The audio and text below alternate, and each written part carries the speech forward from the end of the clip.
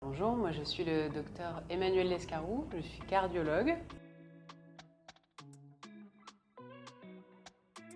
Nous avons créé avec l'équipe un outil numérique d'aide à la santé. C'est un outil d'éducation à la santé qui a pour but d'aider le patient à mieux vivre avec sa maladie cardiaque ou de la prévenir.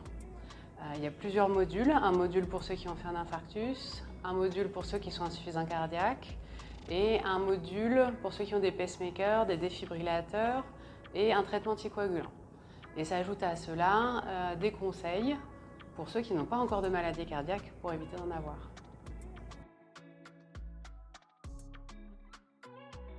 Alors l'équipe, c'est 2 infirmières, Elodie Stander et Annabelle de Martelard, et une diététicienne, Clémentine Fauchou, et moi, docteur Emmanuel Lescaroux.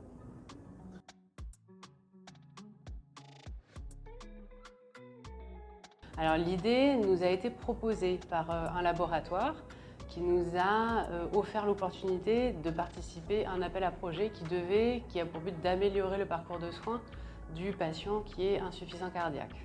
Il faut savoir que les patients insuffisants cardiaques ont un parcours de soins compliqué, avec de nombreuses hospitalisations non programmées, qu'ils ne maîtrisent pas bien leur maladie, et si c'était le cas, ils auraient moins recours au système d'urgence qui, à l'heure actuelle, est assez pénible pour les patients.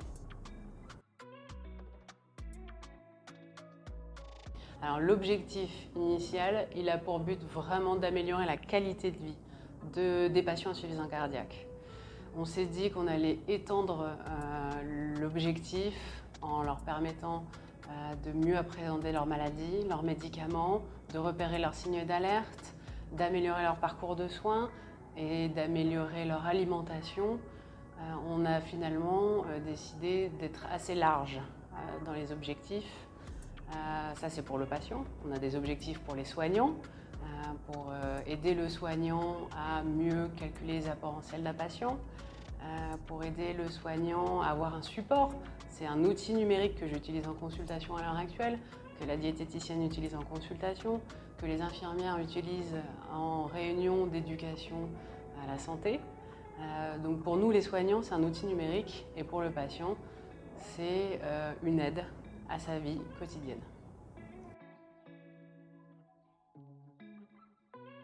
Atouklik.org, c'est dérivé d'Atoumo, parce que c'est la plante qui guérit tous les maux.